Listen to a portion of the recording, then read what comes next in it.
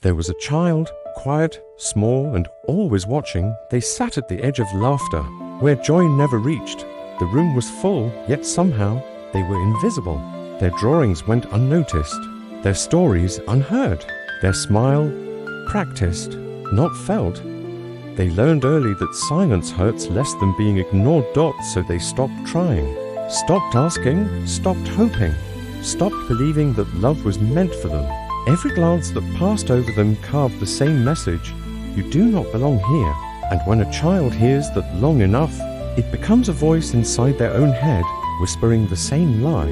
Even when the world grows quiet, that voice follows them. Through school, through friendships, through love. They learn to expect distance, even from people who care. Because once upon a time, the people who were supposed to love them simply didn't. And the world never felt safe again. The child grows, but the shadows grow faster. Being unwanted is subtle at first. It is not shouted. It is not slammed across the face. It is in the glance that shifts away, the sigh that follows your name, the way your words are taken as mistakes instead of thoughts. You begin to learn, the world does not lean toward me.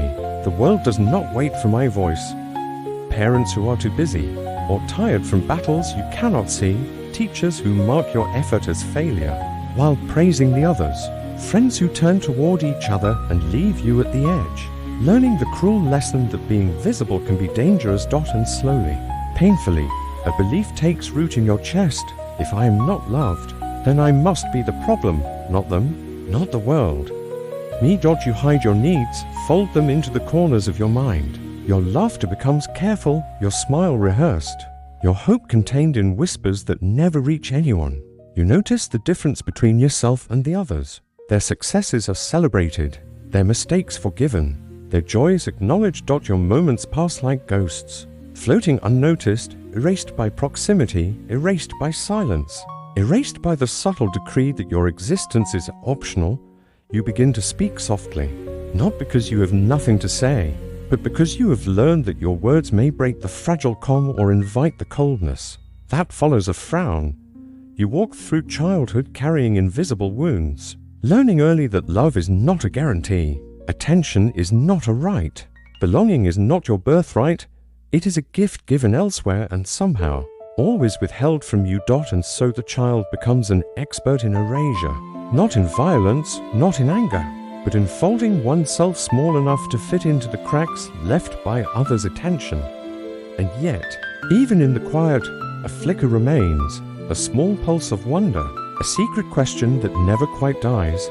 If I am invisible, does it mean I do not exist?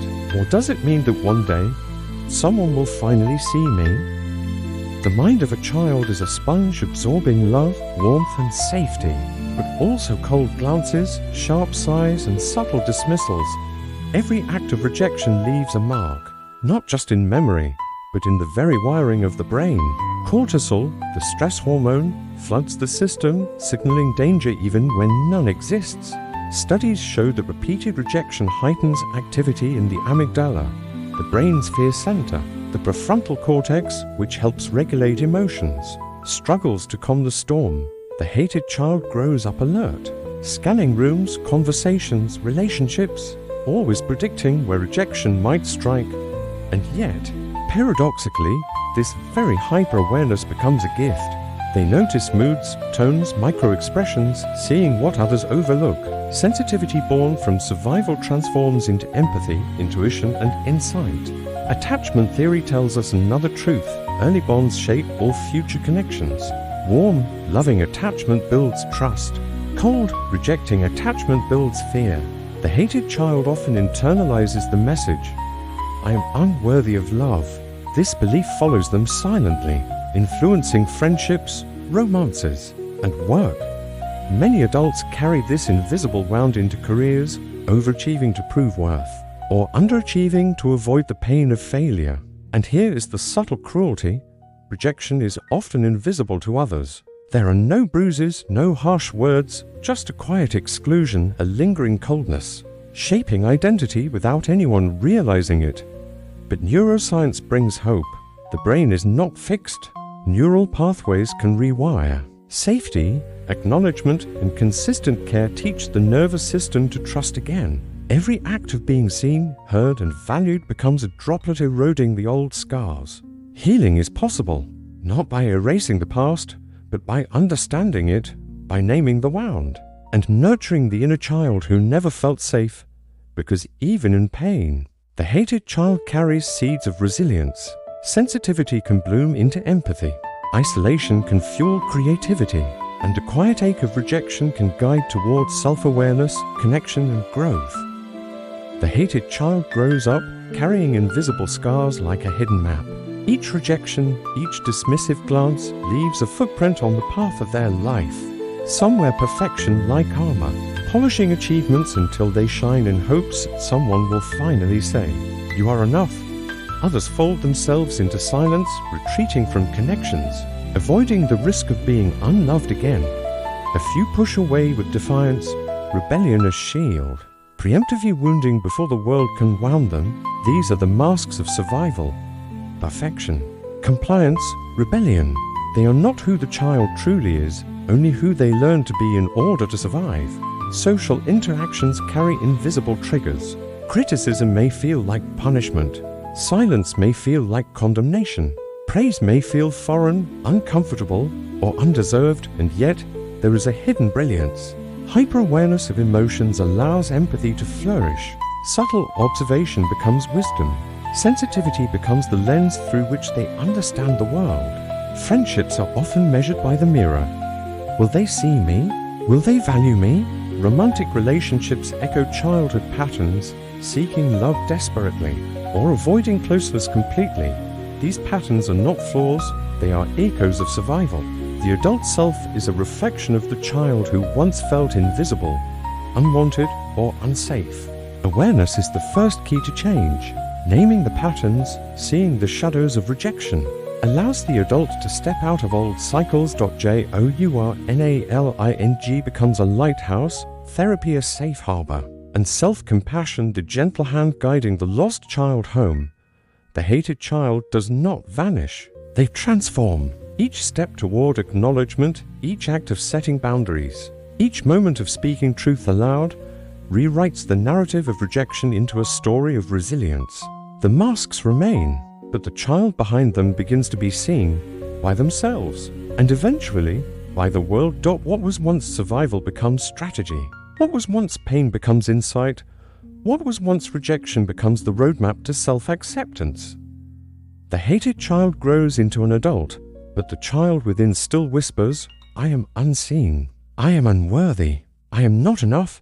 Healing begins when you listen to that whisper, not to punish it, but to cradle it with care it never received.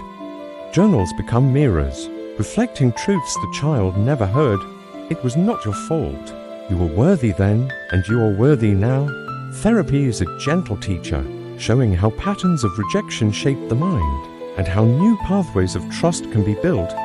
Boundaries become shields, not walls, but signs that self-worth is no longer negotiable. Self-expression blossoms, words, art, music, movement, tools to voice what once could not be spoken. Each act of creation rewrites silence into language, invisibility into presence. Self-compassion is the quiet revolution, pausing before criticism, speaking gently after mistakes, loving the parts that were once rejected, and slowly the masks loosen. Perfection no longer rules. Rebellion softens. Compliance becomes choice, not survival. Sensitivity transforms into empathy. Hyper-awareness into insight. Pain into wisdom. Relationships are no longer mirrors of childhood. They are chosen, cultivated, nurtured. The adult learns to belong first to themselves, and then to those who see and honor them. The cycle can be broken. The echo of rejection need not define the story. Every small act of self-kindness, every acknowledgement of worth, every boundary set, every truth spoken, becomes a stitch in the fabric of a healed self. The hated child was never truly lost. They were waiting for recognition, waiting for love, waiting for the courage to say, "I exist. I matter. I am enough." And when that child is finally seen by the adult who survived, a profound transformation begins. From rejection to insight, from silence to voice, from invisibility to presence. The hated child who heals becomes a guardian of possibility, not just for themselves, but for the generations that follow. Awareness is the seed, pausing before projecting old pain, questioning impulses born from childhood rejection. This is where cycles end. Parents who were once hated children can choose differently. They can notice their own wounds and decide not to let them dictate how they show up. Love is taught through presence, not perfection. Words like, "you are seen," "you are safe," "you are enough," become nourishment for young souls. Healing ripples outward. The adult who was once unseen learns to see others deeply. Empathy grows not from privilege, but from survival. Communities, friends, chosen families, all become spaces of belonging. A life once shaped by rejection can now be shaped by intentional care. The nervous system rewires itself with every act of safety, every boundary respected, every expression honored. And yet, paradoxically, the scars remain, but they do not limit. They are maps showing where pain once ran deep, but also marking where courage has grown. The hated child who becomes an adult has the chance to choose authorship over victimhood, to rewrite the story, to speak, to nurture, to belong. And perhaps the greatest gift of all, when the once hated child teaches love, the echo of rejection weakens and the world becomes a little softer, a little more human, a little more just. Perhaps that little boy at the table staring at his plate, hoping to disappear, still lives inside you. Perhaps that quiet, invisible girl still waits to be seen.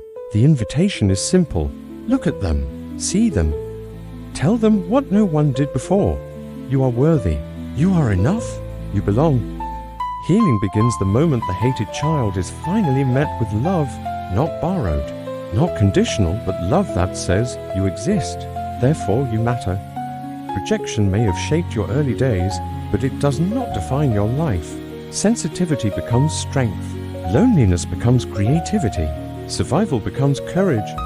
Your scars are not chains. They are maps. They tell the story of battles fought in silence, of resilience carved into your very being. Every act of self-compassion, every boundary honored, every truth spoken, is a revolution against the narrative of being unwanted. You are invited to rewrite your story, to become the adult who not only belongs to themselves, but who sees and nurtures others. The hated child is not truly hated. They are waiting for someone, perhaps even themselves, to finally say yes to love, yes to belonging, yes to life lived fully, freely, unchained from the shadows of rejection.